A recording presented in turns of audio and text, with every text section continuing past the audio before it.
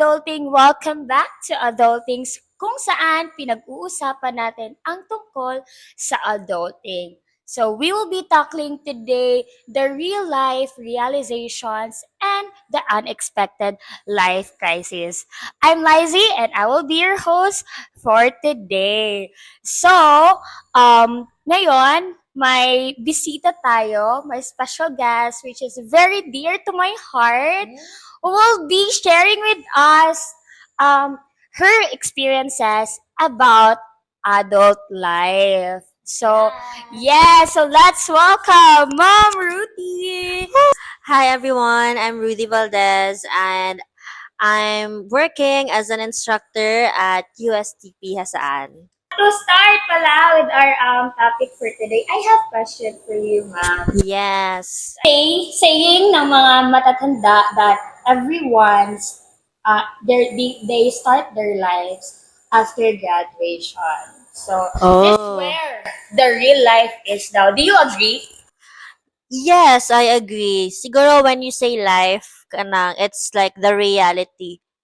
But it depends on because there are some people who started living the real life, meaning the real struggles and flavors of life at an early age. But for a lot of people, maybe, yes, it starts after graduation. The real struggle happens there. Yeah, oo daw.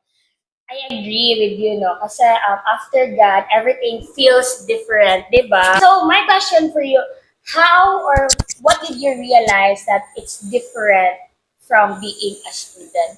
So, of course, no, when you graduate, or actually even before graduation, because I finished my thesis in college like months before our actual graduation. So our graduation was in August and I finished our thesis mga May. And then of course you're really asking na what's next? No, what's next after this? Am I going to look for a job now? So of course that's the goal no na actually sa school namin. Parang sinasabi nila na, "Uy, you're from UP, pag before kang graduate, may work ka na." So, yun yung expectation. So, yun talaga yung gusto naming mangyari. And fortunately, I was hired as an English teacher sa isang private school sa Cebu. And you know what? What made me realize na, na mahirap yung adulting, mahirap yung life after graduation is because kahit na-hire ako doon, maybe because I answered the interview questions well, maybe I did my teaching demonstration well, but yung pinakamahirap is yung self-doubt. Yung parang, na-hire ka na, naniniwala na sila na kaya mo, kaya lang, ikaw sa sarili mo, mayroon kang self-doubt. Yung parang, can I do this? Am I even capable to be a teacher at a very young age? I was 20 that time. So, yun yung self-doubt. I'm actually a spiritual person, meaning I really have this relationship with God and I really try to increase my faith at to believe na yeah, with God, I can do all things. All things are possible. I keep convincing myself na, yes, I can do this. But at the end of the day, I let myself doubt win. I let myself doubt win. And yun yung pinaka nag-start ng everything. Kasi of course, what I did was, nag-back out ako sa job na yun. Yeah, because of my self-doubt. And after that, yun na yung question na, okay, saan ako pupunta? Anong work na kaya ko kasi feeling ko wala akong kayang gawin na work. So yun, yun yung self-doubt talaga. Because of self-doubt, that's why you think that adult is hard. That's the start of your adult. Yes. Na parang, okay, what's next? Dapat may work ka na. Pero, you know what? I'm thinking nga kasi I'm teaching right now, no? I'm thinking nga na-hire na ako nun at the age of 20. And I really made sure na when I graduate, I really have the skills. How about those people? Kasi parang because I'm teaching, parang I see myself in the lives of some students ba and I can somehow compare my college life to their college life and I'm thinking ba na if meron na nga akong self-doubt na na back in my college days, mini-make sure ko na may skill talaga ako after graduation. How about those na wala, nakapasa lang sa mga subjects pero wala silang skill after college? May ganun, 'di ba? I believe may ganun. So, how much more sila kaya no, yung self-doubt? Oh, yeah. Yeah, that's so um hard to swallow. Grabe. Grabe nga realization sa life though when you start working. That's where you question yourself. Is it really for me or Yeah. diba? Actually, you know what? Even right now, I'm already teaching for 2018, 6 years. No, 4 years pa. 4 years. Pero, I still have this self-doubt pa rin. Imagine, I already have 4 years of experience in teaching, but I still think that, am I cut out for this? Like, I mean, effective ba akong teacher? Bagay ba talaga ako dito? Or baka, iba yung purpose ko in life? Yung gano'n, may self-doubt pa rin na baka hindi ako para dito. How about you? May ganun ka ba na parang, Oo. It's like super everyday. Every Wow, day di of ba? my life. Parang you're questioning yourself. Is it really worth it? For me naman, what made me realize that I'm an adult na is when I pay the bills. oh, yeah. Diba? Yeah, when we are still a student, when we was a student, 'di ba, we don't have to pay bills. Yung parents natin, nagbibigay ng money. But right now, parang ang hirap because we need to pay bills and all of the Yeah. things na, oh my God, ang raming bayarin. Bayarin? Yeah. Yeah, Bayarin, ang sorry daming guys. bayarin. Yeah, bayarin. Oo.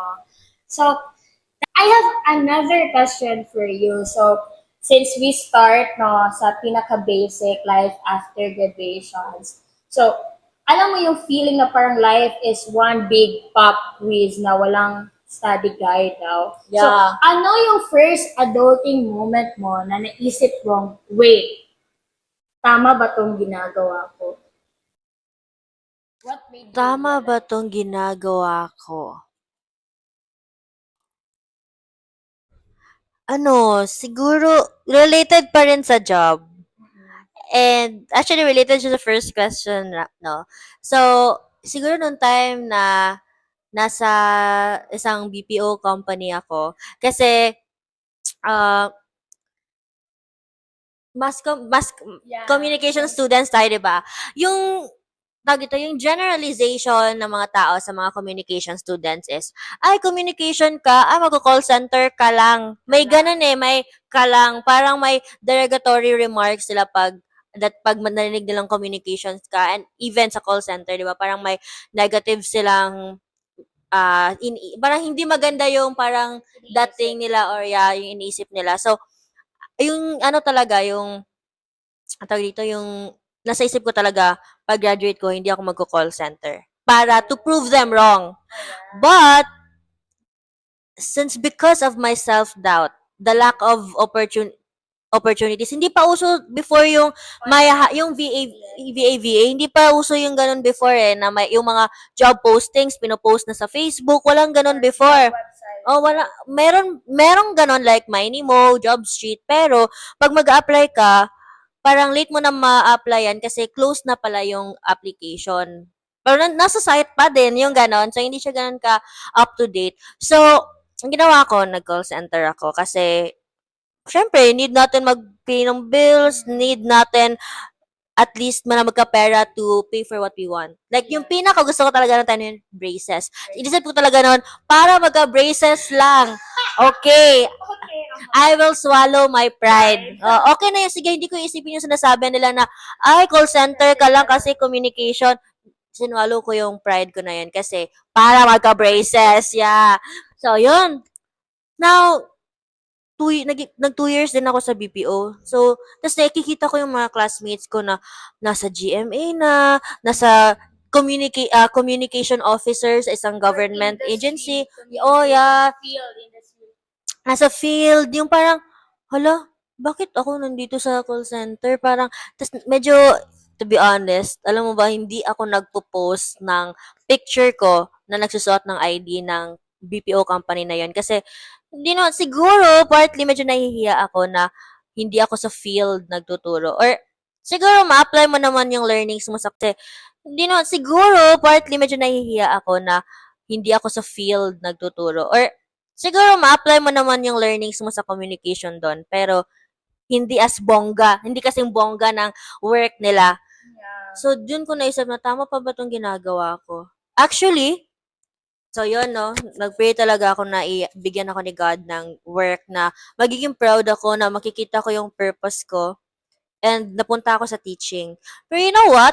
Until now, na-ask ko pa, ito ba talaga yung purpose ko? Ito pa talaga yung para sa akin? That's why adult is hard, no? Because you keep questioning yourself. Yeah. Yung parang, ikaw, di ba? Parang, ito ba talaga, ano yung path na para sa akin? And it's so hard because if you want practicality, there's a choice for that, diba? If you want Yeah. practicality. But that practicality is not really into you or yung hindi mo talaga siya like totally gusto. Yeah. Gusto mo siya but not really totally. Pero may kulang. There's Yeah. nothing on it. Bakit di ko siya totally magustuhan? But if you also choose your niche or job na you really wanted or gusto mo, there's no job opportunity for that. Parang yun ang hard for Or like, for us. kung meron mang job opportunity, nakakatakot. Oh, yeah. Kasi, example ngayon, okay naman yung salary ko. Okay naman siya. Yung mga job benefits, okay. Kaya lang, yeah, totoo yun, no? Yung parang, let's say, last night, di ba, late na tayo nakauwi. Yeah. Pag-uwi ko, sobrang tired ako and I thought na, eto ba talaga yung gusto ko? I think I want a job that allows me to take care of myself. Like, nakaka-exercise ako, nakakapag-meditate ako. Yun yung, yung parang nisip ko last night na parang, I want a job na hindi lang okay in terms of practicality like sa finances, but okay din siya sa mental health ko, okay din siya sa physical health ko, ganyan. So, sorry nawala ako. Ano nga yun? Yun.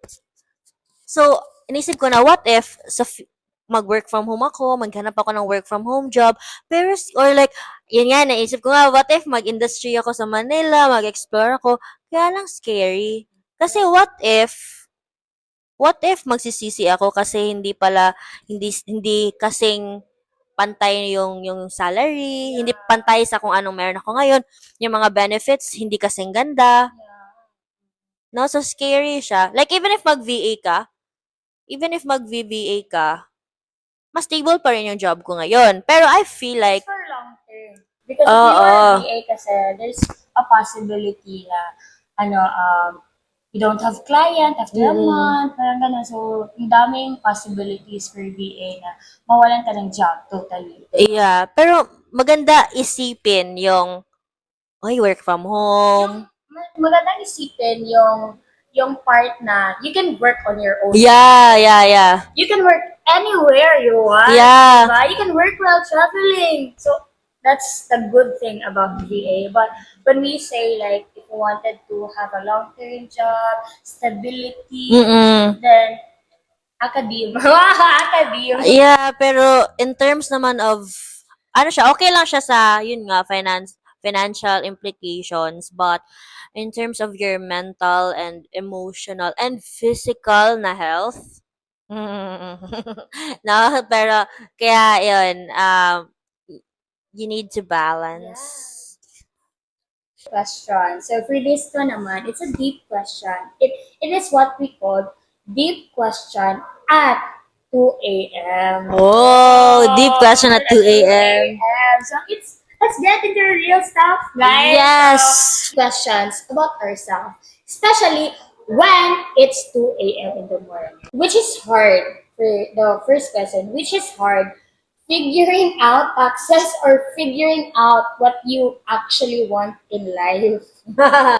taxes? Yeah. Parang sa Philippines, hindi tayo masyadong conscious, no? Sa mga Yeah, ganyan. yeah, Like, yeah. hindi tayo, hindi tayo, I don't know if that means hindi tayo financial literate. I'm not sure. Pero, yung what you know, knowing what you want in life. I think that's difficult. But I think it's not difficult.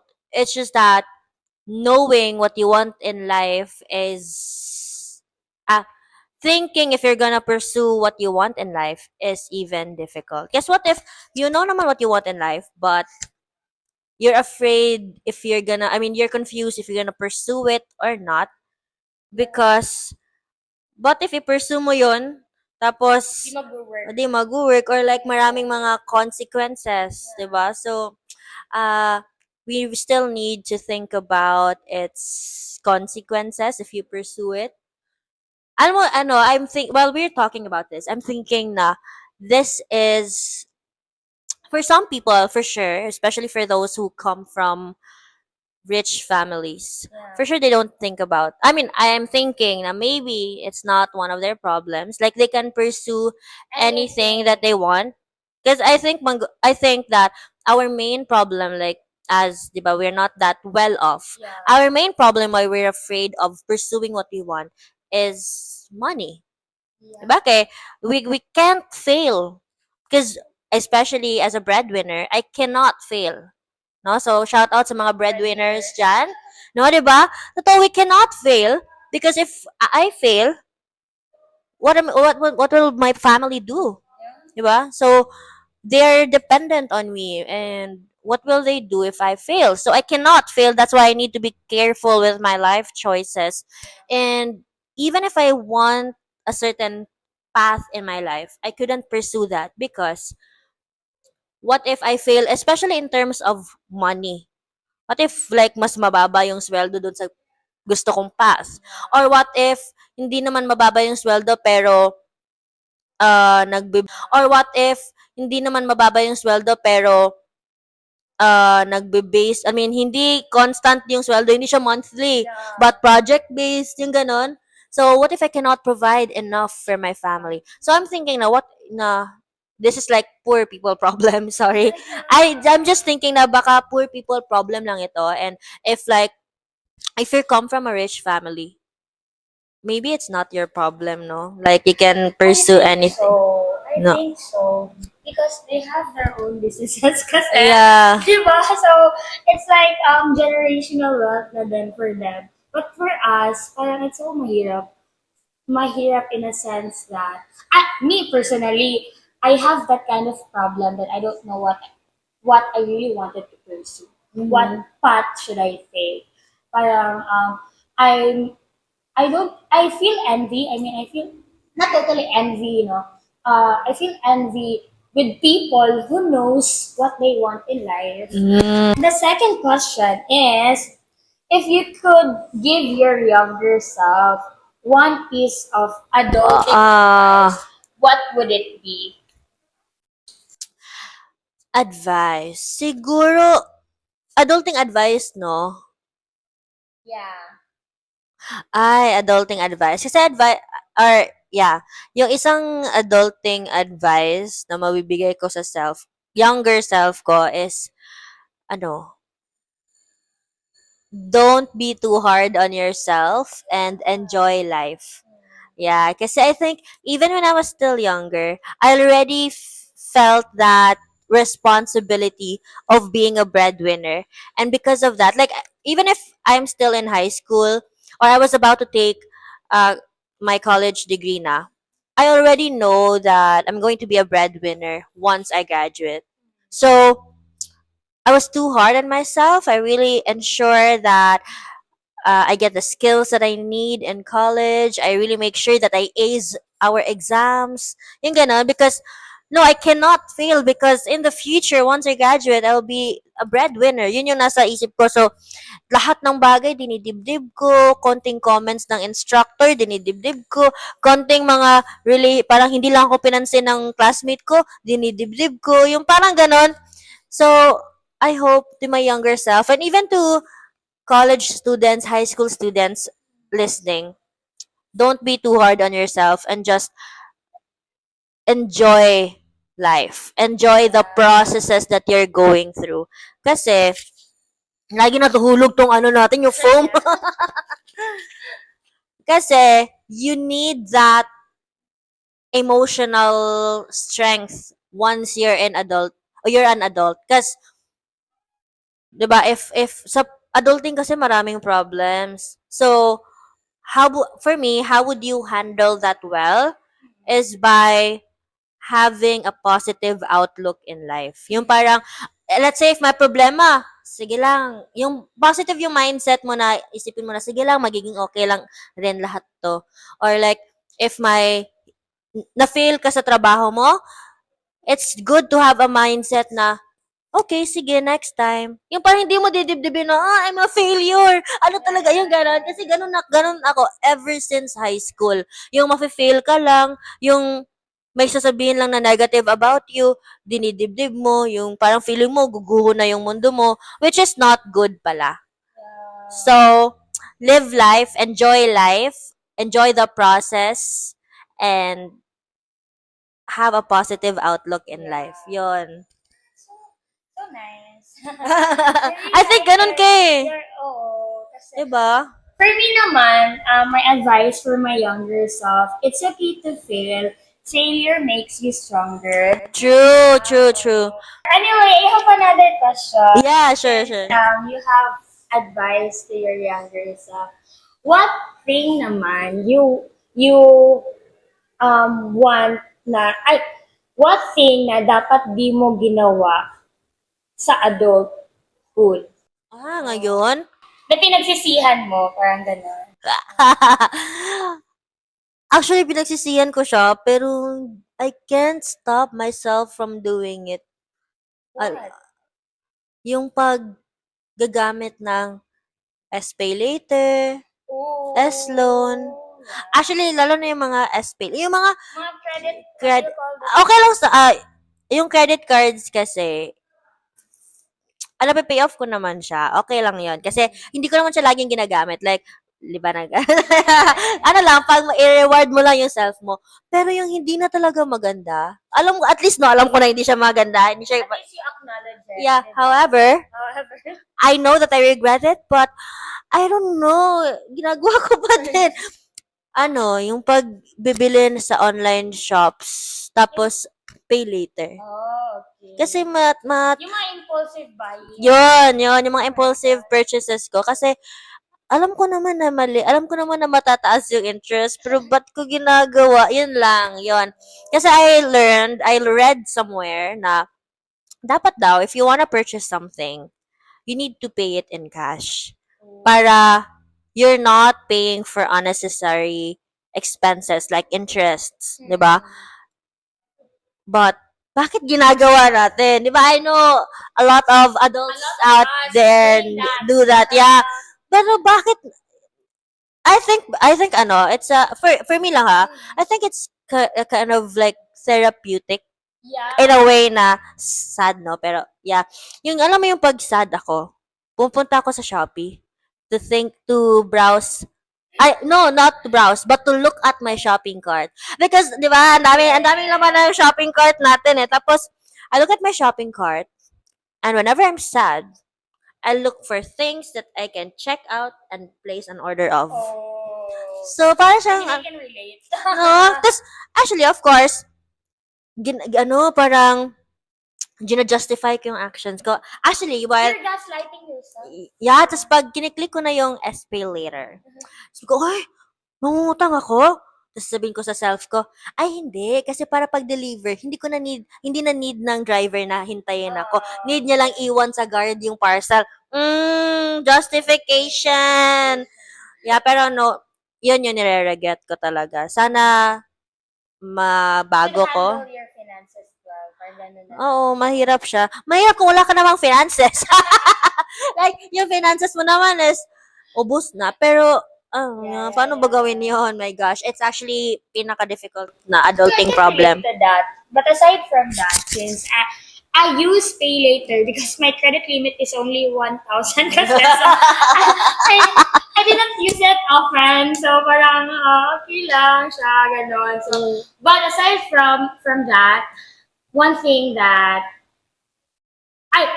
I wala palang thing na ni-regret ko that happens during my adulthood because it made me who I am today. Parang it made me learn to being an adult pa, to become a better adult, 'di ba? So those experiences, those things that happened to me to us, parang it helps us to grow, it helps Sana. us to become mature, 'di ba? It helps to become better, to become a better person. So, Hopefully. yeah, so really, everything that happens to us, it made an impact to our Yes, life. truly.